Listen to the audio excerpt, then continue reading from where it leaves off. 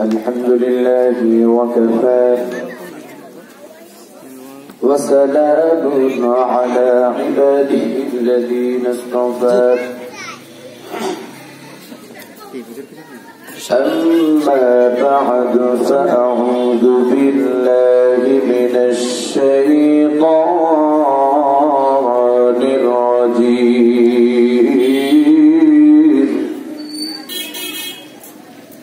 بسم الله الرحمن الرحيم وقالوا ربنا إنا أطعنا سادتنا وكبراءنا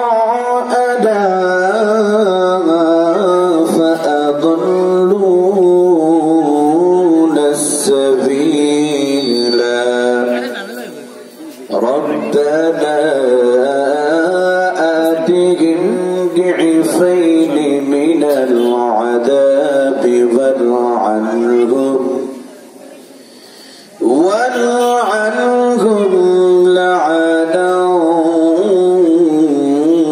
كبيرا. وقال النبي صلى الله عليه وسلم خيركم من تعلم القرآن وعلمه أو كما قال النبي عليه الصلاة والسلام. شكرا في هذا الشريف دور الشريف اللهم صل على محمد وعلى آل محمد كما صليت على إبراهيم وعلى آل إبراهيم إنك حميد مجيد.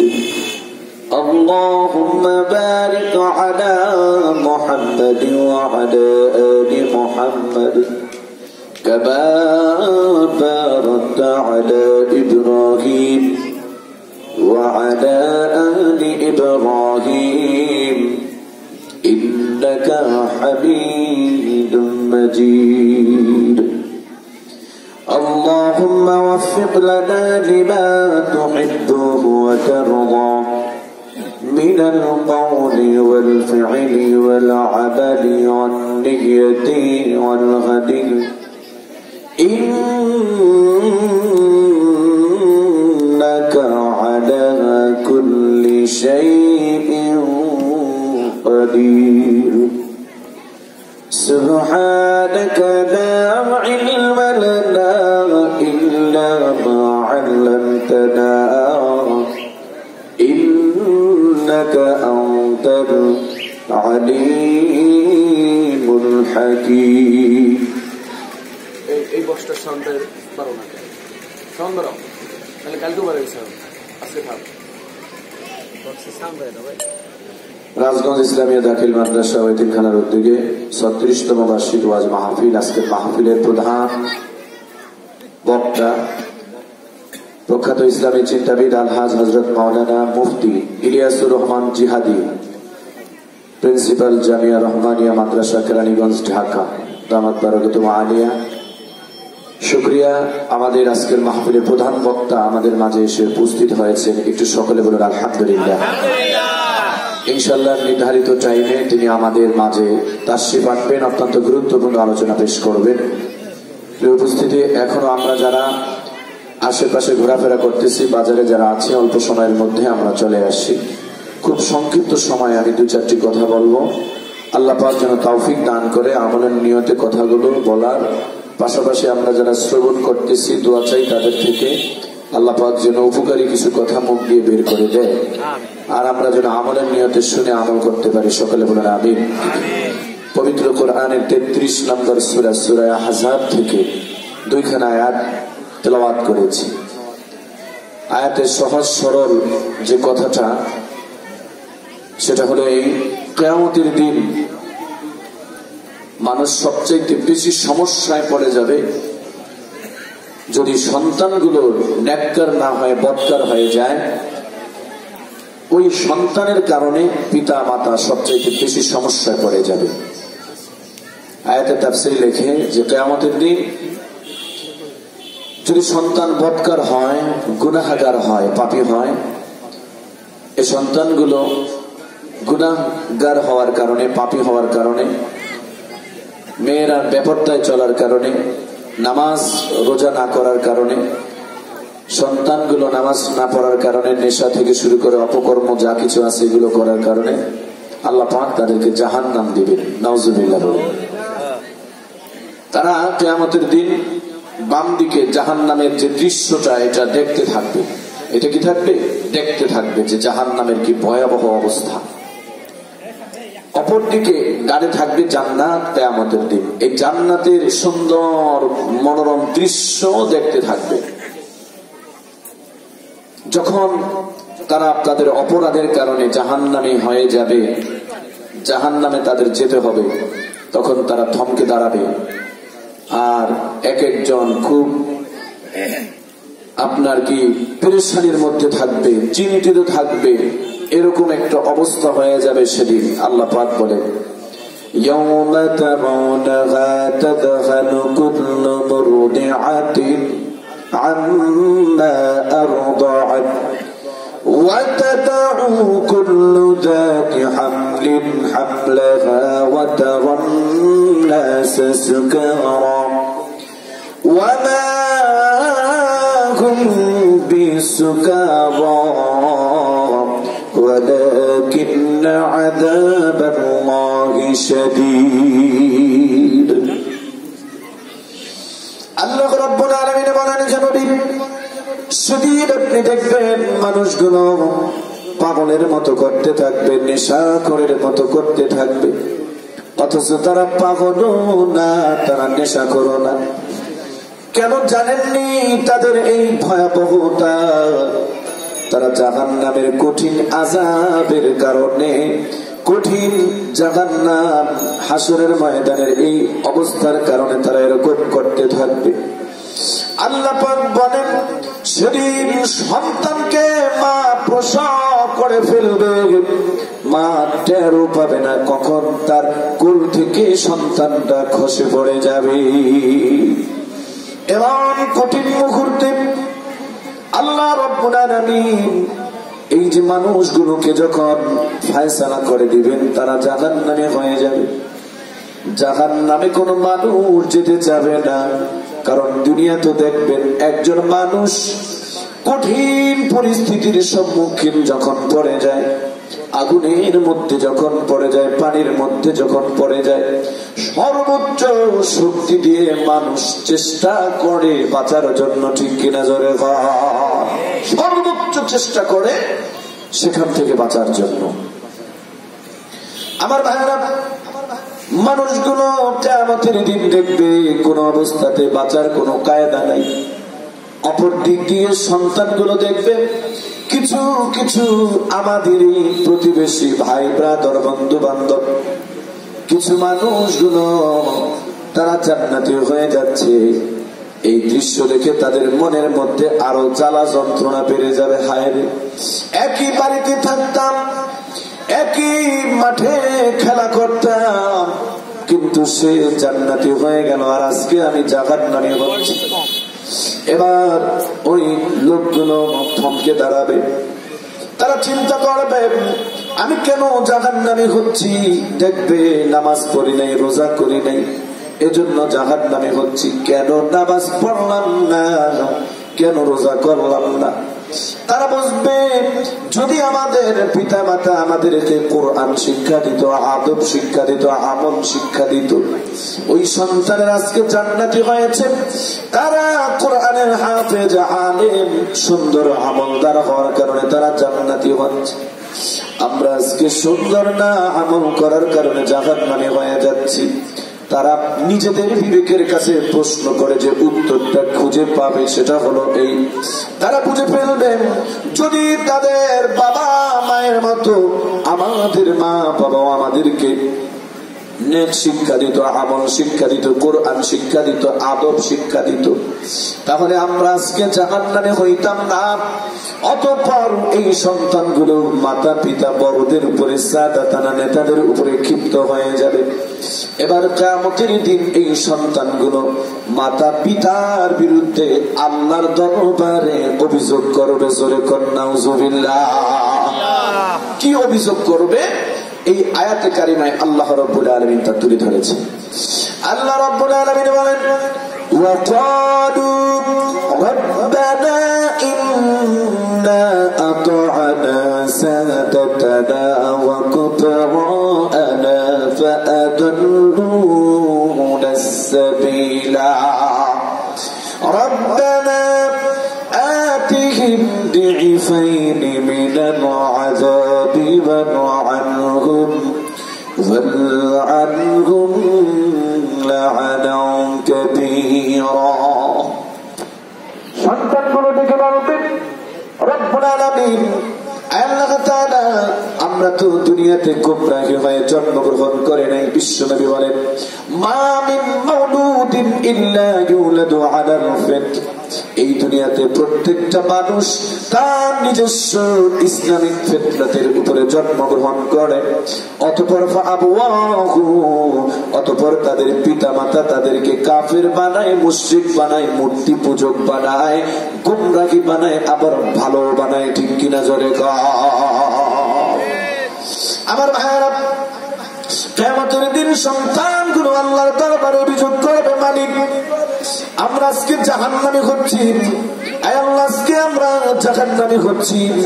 এজন্য সবচাইতে বেশি দায়ী হলো আমাদের বড়রা, সাদাতানা ওয়া কুবরা'না, আমাদের নেতারা, আমাদের বড়রা দায়ী।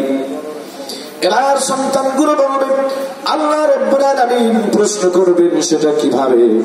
সন্তানগুলো আল্লাহর কাছে বলবে, মালিক গো, আয় আল্লাহ, আমার বাবাও ঠিক মতো নামাজ পড়তো না, ফজরের সময় বাবাও ঘুমাইতো, মাও ঘুমাইতো, আয় আল্লাহ নামাজ পড়তো না, এজন্য আমরাও নামাজ পড়ি নাই। মেয়েটা বলবে, রব্বুল আলামিন আজকে জাহান্নামী হচ্ছি বেপরদার কারণে। এই তো আয় আল্লাহ, আমার মাও পর্দা করে নাই, সারাদিন ঘরের ভিতরে বসিয়া বসিয়া গল্প গুজব গীবত শিখায়, এরপরে গান বাজনা ডিশের লাইনের অশ্লীল সিনেমাগুলো দেখছে, গান বাজনা গুলো দেখছে। আর ওইগুলা দেখে দেখে ওইগুলার মধ্যে যে চরিত্র কুচরিত্র, এগুলো আমরা গ্রহণ করেছি মালিক। এজন্যই আমি বেপরদায় চলেছি, নামাজ পড়িনি, নামাজ ভালো লাগে নাই, পর্দা ভালো লাগে নাই, আমার ভালো লাগছে একটু সাজিয়া গুজিয়া রাস্তাঘাটে বের হওয়া। আছে কিনা জোরে কর। আমার ভাইরা, এই যে অপরাধের কারণে মেয়েটা যখন জাহান্নামে যাবে, ছেলেটা জাহান্নামে হয়ে যাবে, আল্লাহর কাছে তারা অভিযোগ করবে, রব্বানা আতিহিম দি'ফাইনি মিনাল আযাবি ওয়ালআনহুম লা'নান কাবীরা। আল্লাহ তাআলা যাদের অলসতার কারণে, যাদের শিক্ষার অভাবে, যাদের শাসনের অভাবে আমরা আজকে জাহান্নামে হচ্ছি, আল্লাহ আজকের এই কিয়ামতের কঠিন ময়দানে ওই বাবা মার বিরুদ্ধে আপনার দরবারে অভিযোগ, আমাদেরকে যে শাস্তি দিবেন তার চাইতে দ্বিগুণ শাস্তি আমাদের বড়দেরকে, আমাদের নেতাদেরকে, আমাদের ওই পিতা মাতাকে দান করেন। জোরে জোরে কর নাউজুবিল্লাহ। কোরআনের কথা তামসা মনে করেন না। আমার রাজগঞ্জ এলাকার বিবেকবান সচেতন অভিভাবক, বিবেকের কাছে প্রশ্ন রে বাবা, এই প্রশ্নটা, এই অভিযোগটা যদি কিয়ামতের দিন আপনার পার্শ্ববর্তী রাষ্ট্র, হিন্দু রাষ্ট্র, অথবা আপনার শত্রু রাষ্ট্র, অথবা আপনার প্রতিবেশী, যার সাথে আপনার ঝগড়া ফাসাদ হয়েছে, যার সাথে আপনার বনাবনি নাই, সে যদি করে একটু মানা যায়, কিন্তু এই অভিযোগটা কিয়ামতের দিন এমন একটা শ্রেণী আপনার কাছে করবে, যে সন্তানকে তিলে তিলে মানুষ করেছে বাবা, যে সন্তানটা গর্বে আসার পর ও মা ঠিক মতো আপনি ঘুমাতে পারেন নাই। ও মা গো, যে সন্তানটা প্রসবের সময় জীবন মৃত্যুর সন্ধিক্ষণে আপনি থমকে দাঁড়িয়েছিলেন আর কেঁদে কেঁদে বলছিলেন, আমার এই সন্তানকে প্রসবের সময় আমার মনে হয় মরণ হয়ে যাবে। ও আমার পর্দার অন্তরালের মা, কিয়ামতের দিন সেই সন্তান আপনাকে অভিযোগ করবে, যেই সন্তানকে আপনি 2 বছর নিঃস্বার্থ দুধ পান করাইছেন, যেই সন্তানকে আপনি 1 দিন নয় 2 দিন নয় 1000 রাত জেগে জেগে আরামের ঘুমকে হারাম করে জেগে জেগে সন্তানের ভিজা কাপড়কে পাল্টায় দিয়েছেন। ঠিক কিনা জোরে বল। কিয়ামতের দিন আমার বাবাজিরা, ওই সন্তান আপনার বিরুদ্ধে অভিযোগ করবে, যে সন্তানকে আগে মুখে লোকমা দিয়ে তারপর আপনি ভাত খেয়েছেন, নিজে আগে ভাত খান নাই। এ ভাই, সন্তান যদি খারাপ হয়ে যায়, কিয়ামতের দিন আপনার বিরুদ্ধে এই অভিযোগ করবে। দুনিয়াতেও সন্তান খারাপ হইলে ওই সন্তানের কারণে পিতা মাতা লাঞ্ছিত হয়, অপমানিত হয়, অপদস্থ হয়। ঠিক কিনা জোরে কর। এ আমার ভাইয়েরা, 2016 সনে আপনার কি বলে 18 সনের একটা পত্রিকা রিপোর্ট আপনাদেরকে শোনাচ্ছি, খেয়াল করুন। একটা মহিলা আত্মহত্যা করেছে। আত্মহত্যার পূর্বে সে চিঠির মধ্যে লিখে গিয়েছে, এই যে আমি আত্মহত্যা করলাম এজন্য আমার প্রতিবেশী বা কেউ দায়ী নয়, আমার আত্মীয় স্বজন কেউ দায়ী নয়। বলে দায়ী কে? মহিলা লিখেছে, দায়ী হলো আমার এই বাপ মরা একমাত্র মেয়েটা দায়ী। অবস্থাটা হলো এরকম, এই মেয়েটা যখন ওই মহিলার গর্ভে ছিল, অথবা মেয়েটার বয়স যখন 2 বছর বা 3 বছর, ওই মেয়েটার বাবা রিক্সা চালাতো। রিক্সা চালাতে গিয়ে ট্রাকের নিচে পড়ে অ্যাক্সিডেন্ট হয়ে মারা গিয়েছে। এবার ওই মহিলাটা এই মেয়েটার দিকে তাকায়া তাকাইয়া জীবনে আর দ্বিতীয় কোনো বিবাহ বসে নাই। কারণ মহিলাটা ভাবছে, যদি আমি বিবাহ বসি এই মেয়েটা চিরতরে এতিম হয়ে যাবে। আহারে, ওর বাবাও নাই, মা থাকতো ঠিক মতো মায়ের দেখা পাবে না। এজন্য একমাত্র মেয়ের দিকে তাকাইয়া মহিলাটা তার জীবন যৌবন সব শেষ করে ফেললো। আমার ভাইয়েরা, খুব বোঝার কথা। এবার মেয়েটা যখন বড় হলো, আস্তে আস্তে স্কুল লেভেল, প্রাইমারি লেভেল, আপনার হাই স্কুল লেভেল শেষ করে যখন কলেজে গেল, আমাদের সমাজের মধ্যে এক শ্রেণীর মেয়েরা আছে, দেখবেন যত বড় হয় তত অসভ্য হইতে থাকে। আছে কিনা জোরে কর। যত বড় হয় তত অসভ্য হয়। সব মেয়েরা কিন্তু না। স্কুল থেকে কলেজে যখন গেল, যেমন খুশি তেমন চলে। ওই যে ঐশী মেয়েটার মতো, বুঝলেন? ঐশী মেয়েটার মতো বয়স 18-19, কন্যা গলায় দেয় না। এরপরে আপনার প্যান্ট শার্ট পরে ঘুরে যেন একটা কুত্তারে হার মানায়। আছে কিনা জোরে বলেন। সমাজের ভিতরে এরকম কিছু মানুষ নিজের দেহগুলো আপনার দেখাইয়া দেখাইয়া ঘুরে। সেই মেয়েটার দেহ দেখা যেই যুবকটা নিঃশ্বাস ছাড়বে অথবা অন্য চিন্তা করবে, ওই মেয়েটাও জাহান্নামী, যুবকটাও জাহান্নামী। জোরে কর নাউজুবিল্লাহ। আমার ভাইরা, এবার ওই মেয়েটা কলেজে যখন গেল, কিছু ছেলেরা কলেজে তার পিছনে ঘুরে ঘুরে এদিক সেদিক। এরপরে এমন একটা অবস্থা হয়ে গেল, মেয়েটার বদমাশ নাম্বার 1 খালাতো বোন শয়তানের হয়ে গেল। ছেলেদের সাথে অপকর্ম সম্পর্ক। আবার কিছু ছেলেরা আছে, দেখবেন এরকম, ওই ছেলের সাথে ওই মেয়ের সাথে কেন খাতি, এজন্য তারা তার দোষ ধরতে থাকে। আল্লাহর কি আপনার কি বলে কঠিন ধরা। হঠাৎ একদিন ওই মেয়েটা অন্য একটা ছেলের সাথে অপকর্ম সহ ধরা খেয়ে গেল। এবার ইউনিয়ন পরিষদের লোকজন নিয়ে হাজির, চেয়ারম্যান সাহেব হাজির। যুবকেরা বলতে থাকলো, ও চেয়ারম্যান সাহেব, এই ছেলে আর মেয়ে যে অপকর্ম করছে এর কোনো বিচার হয় না, এর জুতার বাড়ি তো ফিরে আছে, তবে এই মেয়ে আর ছেলেটারে বিবাহ শাদী পড়াইয়া দেন। আমার ভাইয়েরা বোঝার চেষ্টা করবেন, আকল দিয়া জ্ঞান খাটাইয়া বিবাহ শাদী যখন পড়াইয়া দিল, ওই যে মেয়েটার মা এই সংবাদটা যখন শুনলো, সে বারবার বেহুশ হইয়া পড়া যায় আর কান্দে, আর বেহুশ হইয়া পড়া যায়। মেয়েটার মা বারবার চিৎকার করে কেঁদে কেঁদে কয়, আমার একমাত্র মেয়েটা নিয়ে আমি অহংকার করতাম, গর্ব করতাম আমার মেয়েটা কতই না ভালো হবে, সুশিক্ষিতা হবে, ভালো হবে, কিন্তু ও আমাকে কি উপহার দিল? আমার প্রতিবেশী যদি আমাকে জিজ্ঞাসা করে আমি কি জবাব দিব?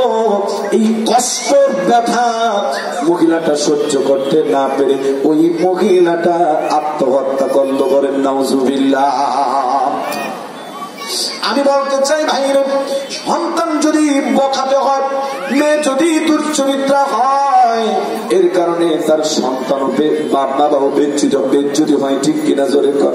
এ ভাই কত কয়েকদিন আগে বরিশাল মাহফিল ছিল, এক লোক আমার কাছে বলতেছে হুজুর গো, ও পিরোজপুর মাহফিল ছিল, এক লোক বলতেছে হুজুর গো, এই এলাকার একজন ভালো লোকের একটা সন্তানকে ক্রুজ ফায়ার দিয়ে মারিয়া ফেলাইছে। আমি বললাম কেন? বলে ছেলেটা দেখতে শুনতে খুব ভালো ছিল, বারবার তাকে বুঝাইছে পুলিশ, বারবার বুঝাইছে প্রশাসনের লোকেরা, কিন্তু মানে নাই। গাঁজা মদ হিরোইন নিয়াবত খাইতো, এরপর বিক্রিও করত।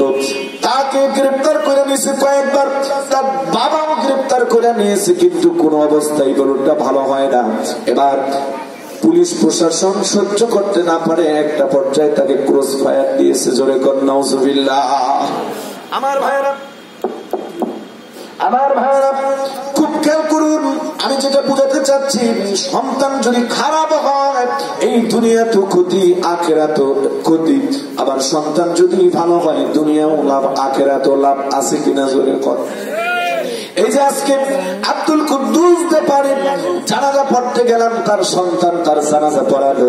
হাকিমুল উম্মাত আশরাফ আলী থানভী রাহমাতুল্লাহি আলাইহি বলে, কোন বাবার জানাজা যদি তার সন্তান পড়ায়, আল্লাহ রাব্বুল আলামিন প্রথম তাকবীর দেওয়ার সঙ্গে সঙ্গে ওই বাবার জিন্দেগীর গুনাহকে মাফ করে দেয়।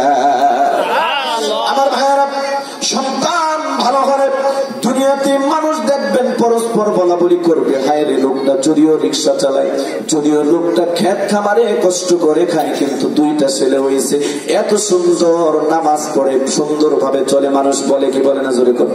একই কয় না, কয় না?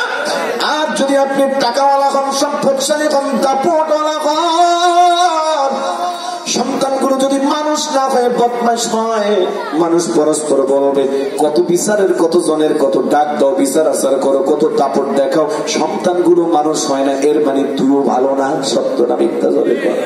আমার ভাইয়েরা খুব গভীর মনোযোগ। আপনার মৃত্যু হয়ে যাবে, আপনার দুনিয়ার মধ্যে আপনার সম্মান, আপনার মুখ অক্ষুণ্ণ থাকবে, আপনার সন্তানগুলো যদি ভালো হয় তার কারণে, ঠিক কিনা জোরে কর। আবার আপনি ভালো মানুষ ছিলেন, যদি সন্তানগুলো ভালো না হয়, আপনার সন্তানের কারণে মানুষ বলবে লোকটা সন্তান রেখে গেছে, লোকটার সন্তানগুলো ভালো হয় নাই। আমি বুঝাতে চাচ্ছি ভাইরে, এক কথায় সন্তান যদি ভালো হয় দুনিয়ায় ভালো, আখেরাতেও ভালো। সন্তানগুলো যদি খারাপ হয় আখেরাতেও ক্ষতি, দুনিয়ায় ক্ষতি। কথা ঠিক যাবে, ঠিক জোরে বল। আমার ভাইয়ের, আমার বন্ধুরা, এজন্য সন্তান হলো সর্বশ্রেষ্ঠ সম্পদ। এ ভাই, আমি আজকে মহিলা মাহফিলে একটা কথা বলেছিলাম, আপনাদের হয়তো অনেকে স্মরণ নাই, মহিলারা ছিল। আমি যে সময় সেই সময় বলেছিলাম, এ ভাই আপনার মৃত্যুর সময় আপনার দুইতলা বিল্ডিং অথবা